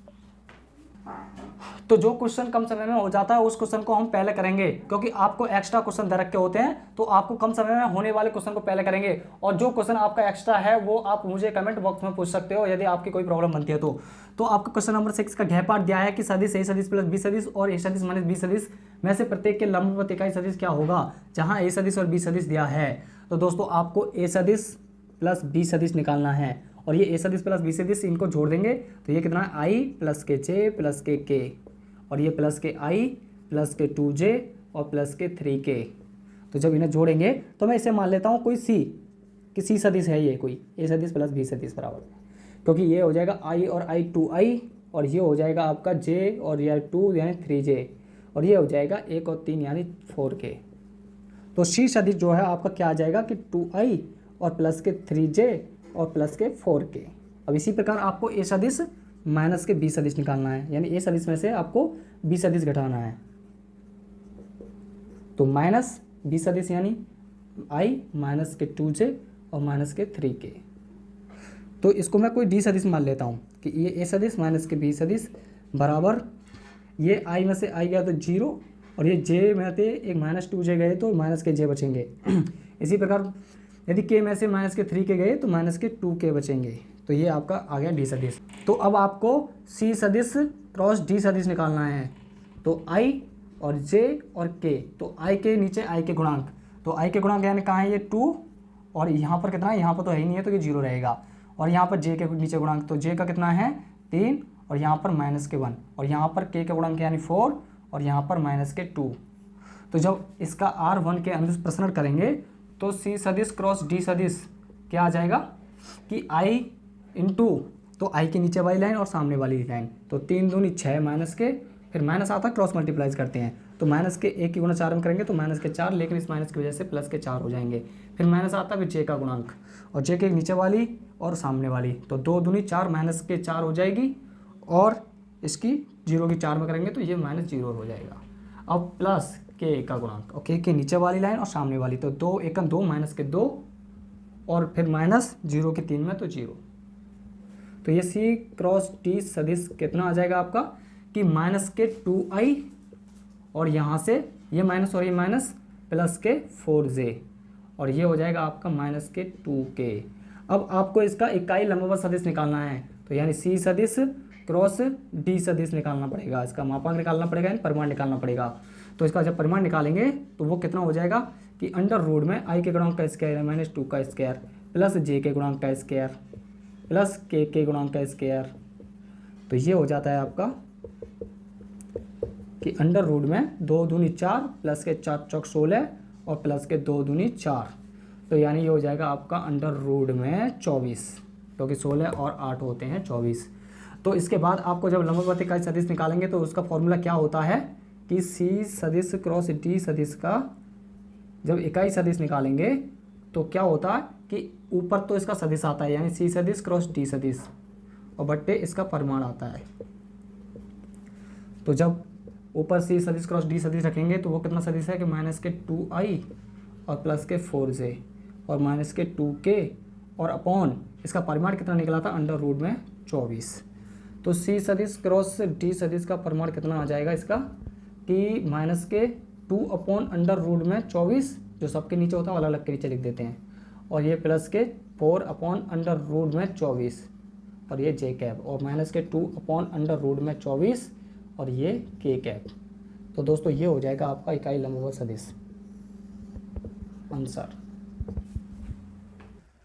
तो आइए दोस्तों क्वेश्चन नंबर 6 के अगले पार्ट पर चलते हैं, जो कि दिया है उस समतल का सदिश और कार्तीय समीकरण ज्ञात कीजिए जो बिंदु 5,2,-4 से होकर गुजरता है और 2,3,-1 दिक् अनुपात वाली रेखा पर लंब है। अब जब भी आपको एक बिंदु दिया गया हो और दिक् अनुपात वाली रेखा पर लंब दिया गया हो तो उस समतल के सदिश का फॉर्मूला क्या आता है, तो R सदिश माइनस के A सदिश और डॉट N सदिश बराबर होता है 0।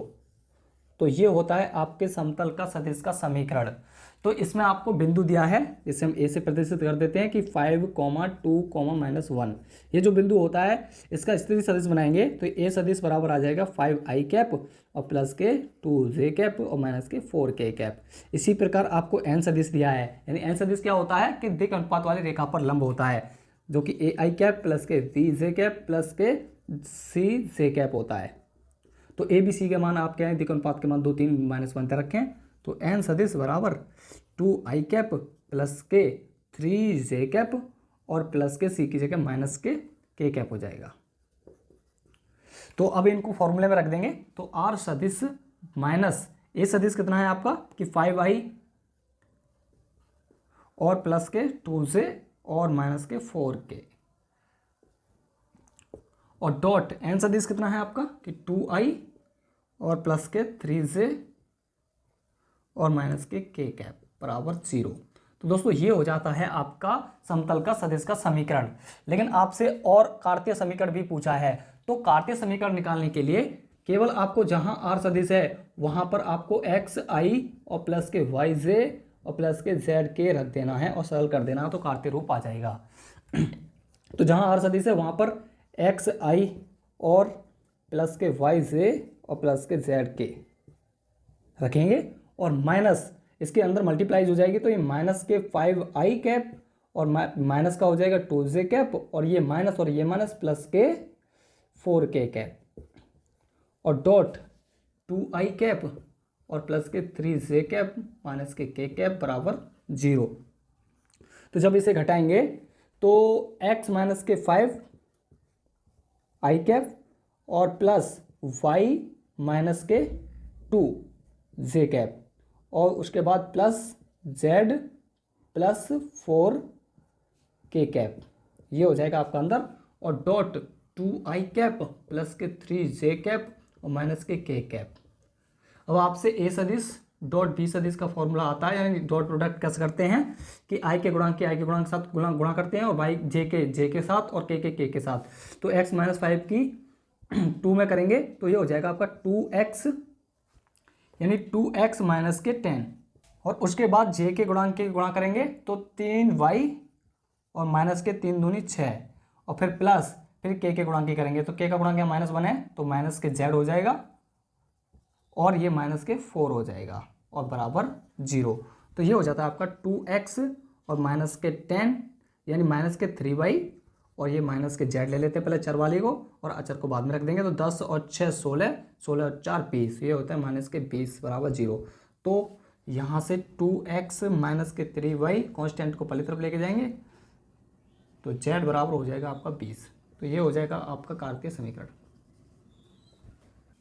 तो आइए दोस्तों क्वेश्चन नंबर 6 के 6 पार्ट पे चलते हैं, जो कि दिया है एक परिवार में 2 बच्चे हैं। यदि यह ज्ञात हो कि बच्चों में से कम एक बच्चा लड़का है तो दोनों बच्चों के लड़के होने की प्रायिकता ज्ञात कीजिए। यानी एक परिवार में 2 बच्चे दिए गए हैं तो इसका प्रतिदर्श समष्टि यानी सैंपल स्पेस क्या बनेगा कि या तो वो दोनों लड़का हो सकते हैं, या फिर हो सकता है कि पहला लड़का हो दूसरी लड़की हो, या फिर हो सकता है पहली लड़की हो दूसरा लड़का हो, या फिर हो सकता है कि दोनों लड़कियां हों। तो ये बनेगा आपका प्रतिदर्श समष्टि यानी सैंपल स्पेस। और आपको इसमें 2 घटना दे रखी हैं। तो ई जो घटना है यानी पहली जो घटना है वो क्या है कि यह ज्ञात है हमें कि कम से कम एक बच्चा लड़का है, तो कम से कम एक बच्चा लड़का है। और दूसरी जो घटना है एफ वो क्या है कि दोनों बच्चों के लड़के होने की प्रायिकता, तो दोनों बच्चे के लड़के होने की प्रायिकता। तो ई का सेट क्या बनेगा कि कम से कम एक बच्चा लड़का है तो इसका मतलब कम से कम एक हो सकता है, अधिक से अधिक 2 लड़के हो सकते हैं। तो कौन से आ जाएंगे इसमें कि बी बी और बी जी, और कौन सा हो सकता है कि जी बी, क्योंकि इसमें एक लड़का आ रहा है और अधिक से अधिक 2 आ सकते हैं। तो ये जी जी नहीं आएगा क्योंकि इसमें कोई भी लड़का नहीं है। तो एफ सेट जो बनेगा वो क्या बनेगा कि दोनों बच्चे लड़के हैं, तो दोनों बच्चे लड़के हैं तो वो केवल एक ही केस है, तो बी बी।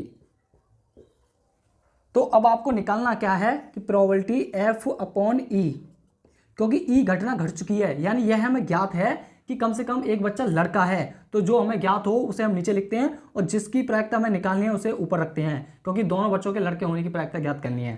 तो ये एफ अपॉन ई की प्रोबेबिलिटी आपको निकालनी है। तो इसका फॉर्मूला क्या आता है दोस्तों कि प्रोबेबिलिटी एफ अपॉन ई बराबर प्रोबेबिलिटी एफ इंटरसेक्शन ई और अपॉन प्रोबेबिलिटी ई, ये होता है आपका फॉर्मूला। तो इसमें आपको प्रोबेबिलिटी ई चाहिए और प्रोबेबिलिटी एफ इंटरसेक्शन ई चाहिए। तो इसके लिए हमें एफ इंटरसेक्शन एफ ई निकालना पड़ेगा। तो एफ इंटरसेक्शन ई सेट कैसे निकलेगा कि जो कॉमन होता है दोनों में वही लेते हैं केवल, तो केवल बी भी कॉमन है इसमें, तो केवल बी भी लेंगे, यानी लड़के लड़के कॉमन है केवल। तो अब आपको प्रोबेबिलिटी ई निकालनी है, बोले तो उसकी प्रायिकता ज्ञात करनी है जो कम से कम एक बच्चा लड़का है। तो नीचे नंबर ऑफ सैंपल लिखते हैं, तो नंबर ऑफ सैंपल कितने टोटल 4, और ऊपर लिखते हैं नंबर ऑफ इवेंट यानी कितने हैं कि 1 2 3, तो 3/4। उसके बाद आपको प्रोबेबिलिटी एफ इंटरसेक्शन ई निकालनी है। तो उसकी कितनी है कि टोटल नंबर ऑफ सैंपल आपके पास 4 है और वो कितना है आपके इवेंट की केवल 1, तो ये हो जाएगी 1/4। तो जब इन्हें फॉर्मूले में रखेंगे तो प्रोबेबिलिटी एफ अपॉन ई बराबर प्रोबेबिलिटी एफ इंटरसेक्शन ई का मान कितना है कि 1/4 और बट्टे प्रोबेबिलिटी ई का मान कितना है यानी 3/4। जब आप इसे सरल करेंगे तो प्रोबेबिलिटी एफ अपॉन ई बराबर आ जाएगी कि 1/4, ये चेंज हो जाता है यानी 4 ऊपर पहुंच जाएगी 3 नीचे आ जाएगी, 4 से 4 कैंसिल आउट, तो प्रोबेबिलिटी एफ अपॉन ई बराबर हो जाता है 1/3।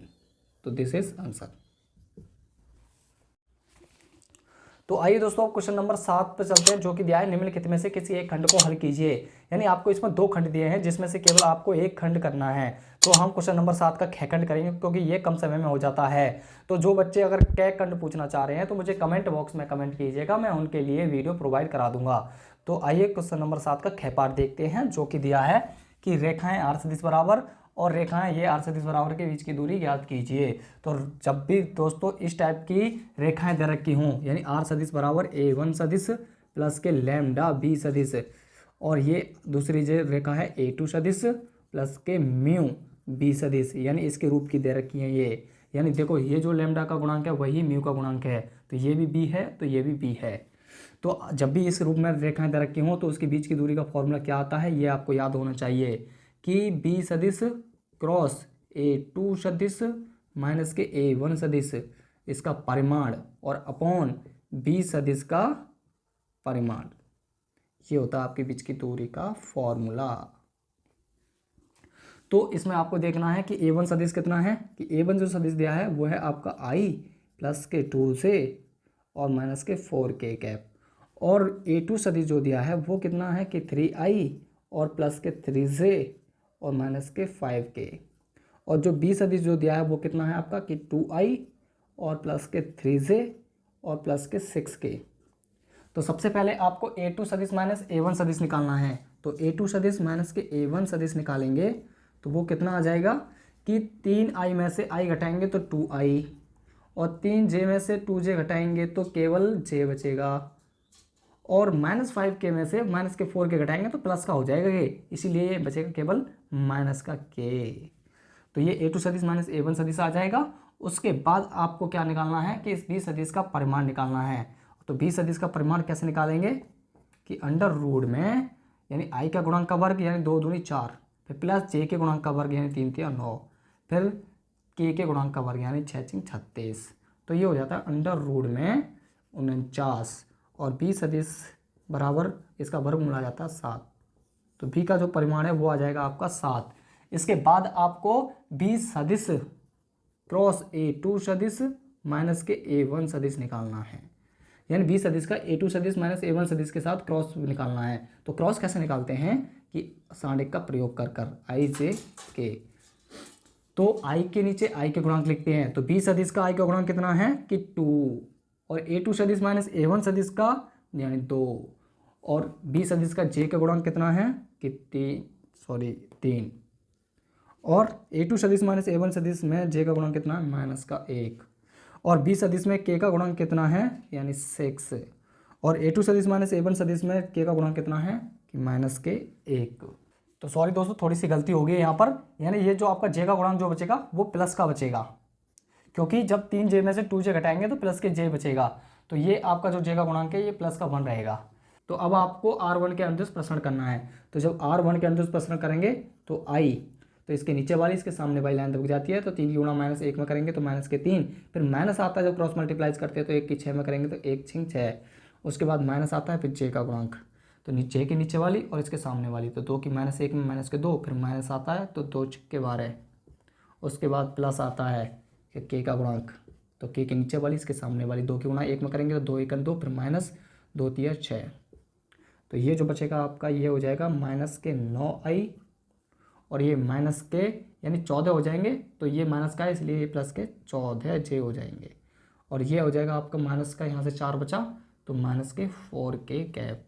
इसके बाद आपको इसका परिमाण निकालना है, यानी b सदिश क्रॉस a2 सदिश माइनस के a1 सदिश का आपको परिमाण निकालना है। तो ये हो जाता है अंडर रूट में है, यानी 9 माइनस 9 का वर्ग 81 प्लस 14 का वर्ग 196 और प्लस माइनस 4 का वर्ग 16। तो जब इसे आप जोड़ेंगे तो ये अंडर रूट में कितना हो जाएगा कि 6 6 12, 12 और 1 13 का 3 हांसुल 1, यानी ये 2 और ये 9 11, 11 और 8 यानी 19, 19 का 9 हांसुल 1, तो ये 293। तो आप इसको फॉर्मूले में पुट कर देंगे तो ये हो जाएगा आपका अंडर रूट में, यानी आपका b सदिश क्रॉस a2 सदिश माइनस a1 सदिश का परिमाण कितना आया था कि अंडर रूट में 293, और बटे b सदिश का परिमाण कितना आया था आपका कि 7। तो ये हो जाएगी आपके बीच की दूरी।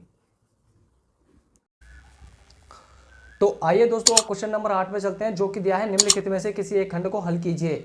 तो इसमें आपको 2 खंड दिए गए हैं जिसमें से केवल आपको एक खंड करना है। तो इसका पहला पार्ट यानी के पार्ट दिया है कि निम्नलिखित व्यवरोधों के अंतर्गत z बराबर 3x + 2y का आलेखीय विधि से अधिकतमीकरण ज्ञात कीजिए। यानी आपको इसमें 4 राशिमीकरण दे रखे हैं जिसका प्रयोग कर आपको इसका अधिकतमीकरण बताना है। तो आइए कैसे करते हैं इसे। तो सबसे पहले आप असमीकाओं को रेखाओं में कन्वर्ट कर लेंगे। तो ये 5x प्लस के 2y इक्वल टू 10, ये मान लेते हैं समीकरण नंबर फर्स्ट। इसी प्रकार 3x प्लस के 5y इक्वल टू 15, तो ये मान लेते हैं समीकरण नंबर सेकंड। और ये x बराबर 0 और y बराबर 0, यानी कि x h और y h होते हैं। तो आप पहली रेखा का जब ग्राफ ड्रॉ करेंगे तो किस प्रकार करेंगे कि आपने छोटी छोटी क्लासों में सीखा था कि ये x डैश और ये y डैश। तो जब पहली रेखा का जब ग्राफ बनाएंगे तो कितने पॉइंट निकलेंगे कि जब x बराबर 0 रखेंगे तो y बराबर कितना मिलेगा कि 5 मिलेगा। जब y बराबर 0 रखेंगे तो x बराबर 2 मिलेगा। अब इसी प्रकार इसका पॉइंट देखेंगे कितने आएंगे कि जब x बराबर 0 रखेंगे तो y बराबर 3 मिलेगा, और y बराबर 0 रखेंगे तो x बराबर 5 मिलेगा, यानी 3 पंजे 15। तो इसका मतलब आपके पॉइंट जो हैं वो 5 तक हैं। तो आपको 5 तक ड्रॉ करने हैं कि 1 2 3 4 5। इसी प्रकार 1 2 3 4 5, 1 2 3 4 5, और ये 1 2 3 4 5। तो देखो पहली रेखा का जब ग्राफ बनाएंगे तो देखो जब x बराबर 0 था तो y का मान कितना मिला था कि 5 मिला था, और जब y का मान 0 था तो x का मान कितना मिला था कि 2 मिला था। तो पहली जो लाइन जाएगी वो 2 और 5 से होकर जाएगी, तो यानी 2 और 5 से होकर। ये आपके इस रेखा का नाम डाल देते हैं। ये रेखा कौन सी थी आपकी कि 5x और प्लस के 2y इक्वल टू 10। अब इसी प्रकार दूसरी समीकरण का ग्राफ बनाएंगे तो x बराबर 0 था तो y का मान 3 मिला था, यानी ये रहा 3। और जब y बराबर 0 था तो x का मान कितना मिला था कि 5 मिला था। तो ये जो लाइन है 3 और 5 से होकर जाएगी। तो अब हम मूल बिंदु को देखेंगे क्या इस असमीकाओं के क्षेत्र में ये आते हैं कि नहीं। तो पहली असमीका जो है वो आपकी 5x प्लस के 2y और लेस देन इक्वल टू 10। तो मूल बिंदु इसमें पुट करेंगे तो ये 0 और ये भी 0, और ये आपको पता है कि 0 यानी 10 हमेशा 0 से बड़ा होता है। तो इसका मतलब ये जो लाइन है आपकी ये इसके मूल बिंदु के क्षेत्र में आती है, यानी इसका जो छायांकित भाग होगा वो नीचे की तरफ होगा।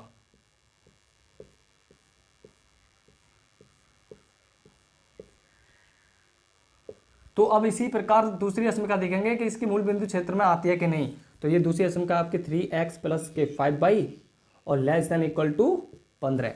तो ये 0, ये भी 0, तो हमेशा पता है आपको 0 हमेशा 15 से बड़ा होता है। तो ये भी इस लाइन के क्षेत्र में आता है मूल बिंदु, यानी इसका जो छायांकित भाग होगा वो नीचे की तरफ होगा। तो आपका जो कॉमन क्षेत्र है, और दो लाइन और दे रखी थी आपको, x greater than equal to 0 और y greater than equal to 0। ये जो होते हैं आपके ये y h होता है, ये x h होता है। तो x h और y h से इनसे घिरा हुआ क्षेत्रफल कौन सा आ जाएगा कॉमन क्षेत्र, ये वाला आपका कॉमन क्षेत्र आ जाएगा।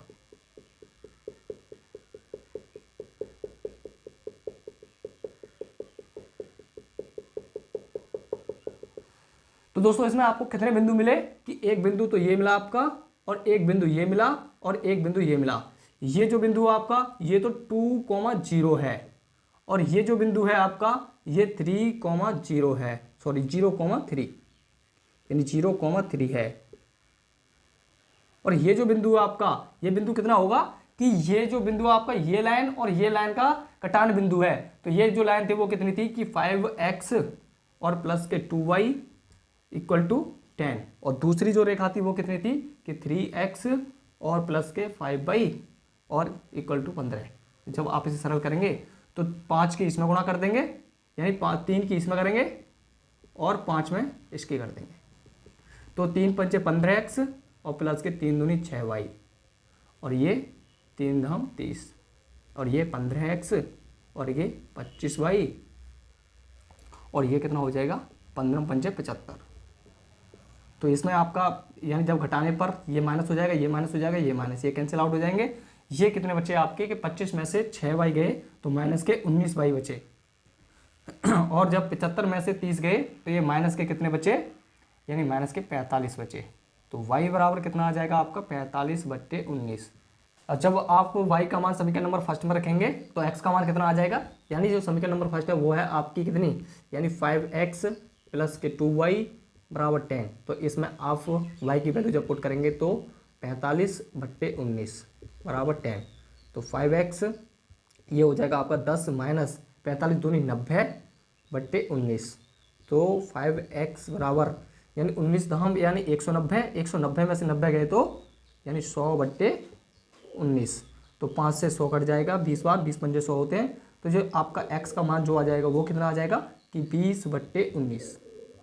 यानी आपका ये जो बिंदु आ जाएगा वो कितना आ जाएगा कि 20 बट्टे 19, 45 बट्टे 19। तो दोस्तों अब इसका अधिकतमीकरण निकालेंगे। जब इसका अधिकतमीकरण निकालेंगे तो z बराबर 3x प्लस के 2y। तो पहला बिंदु देखेंगे, पहला जो बिंदु आपको वो कितना है कि 2,0। तो 2,0 पुट करेंगे इसमें, तो 2 तिया 6 और प्लस के ये 0, तो आपका 6 रहेगा। अब इसी प्रकार आपको बिंदु दूसरा पुट करना है, वो कितना है कि 0,3। तो 0,3 पुट करेंगे इसमें, तो यानी ये तो 0 हो जाएगा और ये 3 दूनी 6, यानी ये भी 6 रहेगा आपका। अब इसी प्रकार आपको बिंदु पुट करना है 20 बट्टे 19, 45 बट्टे 19। जब इस बिंदु पर देखेंगे तो ये कितना हो जाएगा आपका कि 3 इंटू 20 बट्टे 19 और प्लस 2 इंटू वाई का मान यानी 45 बट्टे 19। 19 तो आ जाएगा आपका एलसीएम। और देखो ये 20 दिया 60 और प्लस और ये 45 दूनी 90। तो यानी ये कितना आ जाएगा दोस्तों आपका कि 60 और 90 कितने हो जाएंगे यानी 150 और बट्टे 19। तो जब आप इसमें 19 का भाग करेंगे तो ये 19 सत्ते 133 यानी 7 पॉइंट कुछ आ जाएगा। तो यही आपका यानी ये 6 से जाता है तो यही आपका अधिकतमीकरण हो जाएगा। तो मैं लिख दूंगा कि अधिकतमीकरण बराबर कितना हो जाएगा कि 150 बट्टे 19, क्योंकि ये इन दोनों से ज़्यादा है। तो ये दिस इज आंसर। तो आइए दोस्तों क्वेश्चन नंबर 9 पर चलते हैं, जो कि दिया है निम्नलिखित में से किसी एक खंड को हल कीजिए। यानी आपको इसमें भी 2 खंड दिए गए हैं, इसमें से केवल आपको एक खंड करना है। तो इसका पहला पार्ट यानी क्या पार्ट दिया है कि इंटीग्रेशन 0 से पाई x upon a square cos square x plus b square sin square x का x के सापेक्ष मान ज्ञात कीजिए। यानी आपको इसका x के सापेक्ष समाकलन करना है। तो दोस्तों मैंने आपको बताया था कि जब भी आपको इंटीग्रेशन की लिमिट 0 से a दे रखी हो तो वहां पर हम प्रॉपर्टी नंबर 4 लगाते हैं। और प्रॉपर्टी नंबर 4 क्या होती है कि जहां पर आपकी x है वहां पर a में से x को घटा देते हैं।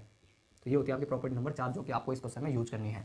तो आपको क्वेश्चन दिया है कि i बराबर 0 से पाई और x upon a square cos square x plus के b square sin square x।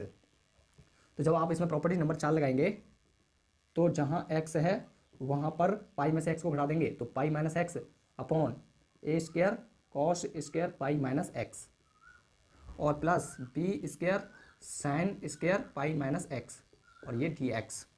तो जब आप इसे सरल करेंगे तो 0 से पाई, ये है आपका पाई माइनस एक्स और बटे। तो अब आपको पता है कि cos 180 माइनस एक्स क्या होता है कि ये दूसरे क्वाड्रेंट में जाता है और दूसरे क्वाड्रेंट में cos कैसा होता है कि नेगेटिव होता है, लेकिन त्रिकोणमितीय फलन चेंज नहीं होते हैं। तो cos का cos ही रहेगा लेकिन नेगेटिव हो जाएगा, तो माइनस के cos x हो जाएगा, लेकिन इसका होल वर्ग है तो इसीलिए ये फिर से पॉजिटिव हो जाएगा। तो ये हो जाएगा आपका a square cos square x और प्लस और ये साइन 180 माइनस एक्स यानी दूसरे क्वाड्रेंट में पॉजिटिव रहता है। और तुम्हें पता है कि त्रिकोणमितीय फलन 180 वाले क्वाड्रेंट में कोई चेंज नहीं होता है, तो साइन का साइन ही रहेगा। तो ये आपका b साइन स्क्वायर x और ये dx। तो ये आपकी समीकरण नंबर फर्स्ट थी, ये आपकी समीकरण नंबर सेकंड होगी। तो समीकरण नंबर फर्स्ट प्लस सेकंड को जोड़ने पर तो दोनों को जोड़ेंगे तो ये हो जाएगा 2i और ये हो जाएगा आपका लिमिट 0 से पाई यानी ऊपर x और प्लस पाई माइनस एक्स और बटे यानी आपका इसका हर सेम है, तो यानी a square cos square x plus का b square sine square x। तो x से x खत्म हो जाएगी, तो 2i बराबर क्या आ जाएगा आपका कि 0 से पाई और pi upon a square cos square x और प्लस के b square sine square x और dx। अब देखो पाई क्या है आपका कांस्टेंट है जो कि आप बाहर निकाल सकते हो, तो ये 1 बट्टे हो जाएगा। तो अब अंश बट्टे हर में cos स्क्वायर x का भाग करना है, तो यानी अंश और हर में cos स्क्वायर x का भाग करने पर जब भाग करेंगे तो 2i बराबर यानी पाई और ये 1 अपॉन cos स्क्वायर x यानी हो जाता है sec स्क्वायर x और बट्टे जब cos स्क्वायर x में भाग करेंगे तो ये रह जाएगा केवल a स्क्वायर और प्लस जब sin स्क्वायर x में भाग करेंगे तो ये हो जाएगा b स्क्वायर साइन बट्टे cos यानी tan स्क्वायर x और लिमिट दी गई है आपकी 0 से पाई। तो अब आपको क्या करना है कि अपर लिमिट में 2 की गुणा करनी है और 2 का भाग करना है। तो 2i बराबर, अब आपको पता है कि अपन लिमिट में प्रॉपर्टी नंबर 5 से हम इनटू में जो होता है उसे बाहर ले लेते हैं, तो 2 बाहर आ जाएगा, तो ये हो जाएगा 2 पाई, और लिमिट जो हो जाएगी आपकी 0 से पाई/2 हो जाएगी, और ये sec square x upon a square plus के b10x का होल वर्ग, और ये dx। तो जब आप इसका समाकलन करेंगे तो b10x को मान लेते हैं t, और t के हिसाब से डेरिवेशन जब करेंगे तो b sec स्क्वायर x और x का dx अपॉन dt, और t का हो जाता है 1। तो यहाँ से आप dx की वैल्यू जब निकालेंगे तो ये निकल के आएगी dt upon b sec square x। तो दोस्तों जब dx की जगह dt upon b sec square x रखेंगे तो sec स्क्वायर x से sec स्क्वायर x खत्म हो जाएगा, बचेगा आपका 1/b, और 1/b कांस्टेंट है जो कि बाहर आ जाएगा, तो i बराबर पाई अपॉन b। अब देखो दोस्तों, आपकी जो लिमिट दी गई है ना वो x के साथ दी गई है, और अब आपका जो फंक्शन है वो dt में चेंज हो गया है, तो आपको लिमिट भी चेंज करनी पड़ेगी। तो लिमिट जब चेंज करेंगे तो पहले 0 रखेंगे तो tan 0, तो t बराबर 0 ही होता है, और जब पाई/2 रखेंगे तो यानी tan 90 का मान कितना होता है कि अनंत होता है। तो लिमिट कितनी हो जाएगी अब आपकी कि 0 से इन्फिनिटी, और आपका जब sec स्क्वायर x से sec स्क्वायर खत्म हो जाएगा तो ये 1/a स्क्वायर और प्लस के ये आपको ने t माना था और ये dt। अब ये किसका फॉर्मूला होता है कि i बराबर पाई अपॉन b, ये होता है आपका tan inverse x upon a का, यानी 1/a और tan inverse x upon a, लेकिन x की जगह क्या है आपका t, और लिमिट कितनी है आपकी 0 से इन्फिनिटी। तो जब आप इसमें लिमिट पुट करेंगे तो पाई अपॉन b, तो यानी कि 1/a कांस्टेंट है जो कि बाहर ले सकता हूँ, तो पाई अपॉन a भी हो जाएगा। और जब आप इसमें पहले अपर लिमिट लगाएंगे तो यानी tan अनंत यानी tan इनवर्स, और ये होता है आपका इनफाइनाइट, क्योंकि एक का जब भाग करेंगे अनंत में तो अनंत ही रहेगा, फिर माइनस आता है, फिर लोअर लिमिट लगाते हैं तो tan इनवर्स यानी 0, तो 0.a यानी 0 होता है। तो यहाँ से आपका i बराबर पाई अपॉन ए बी, और ये कितना हो जाएगा कि आपको देखना है कि tan में अनंत किसकी वैल्यू होती है, यानी पाई/2 की होती है, तो tan से tan खत्म हो जाएगा तो केवल पाई/2 बचेगा, और माइनस tan इनवर्स ये tan में 0 के सेकंड की वैल्यू होती है कि 0 की होती है, तो tan से tan खत्म हो जाएगा तो 0 आ जाएगा। तो ये जो आपका आंसर आ जाएगा वो कितना आ जाएगा कि i बराबर पाई की गुणा हो जाएगी, यानी पाई स्क्वायर अपॉन 2ab, तो यही हो जाएगा आपका आंसर। तो दोस्तों अब हमने पेपर का 100 नंबर का कंप्लीट सॉल्यूशन कर चुके हैं। यदि जो बच्चे अगर एक्स्ट्रा में क्वेश्चन पूछना चाहते हैं तो मुझे कमेंट बॉक्स में कमेंट कीजिएगा, मैं उनके लिए उन क्वेश्चनों की वीडियो प्रोवाइड करा दूंगा। और यदि दोस्तों आपको ये वीडियो अच्छी लगी हो तो वीडियो को लाइक करना एंड शेयर करना, और चैनल को सब्सक्राइब करना। यदि दोस्तों आपका साथ होगा, यदि सपोर्ट होगा, तो मैं आपको इसी तरह के वीडियो प्रोवाइड कराता रहूंगा, और मैं आपके साथ हमेशा मेहनत करता रहूंगा। तो बनी रहिए मेरे यूट्यूब चैनल पर, तो मैं लेके आता रहूंगा आपको हर दिन एक अच्छी वीडियो के साथ, और आपको मैं इस बात का यकीन दिलाता हूं कि मैं आपको मैथ के अंदर कुछ भी रटने नहीं दूंगा। तो थैंक यू दोस्तों, मिलते हैं नेक्स्ट वीडियो में। Tell me pretty lies, look me in the face, tell me that you love me.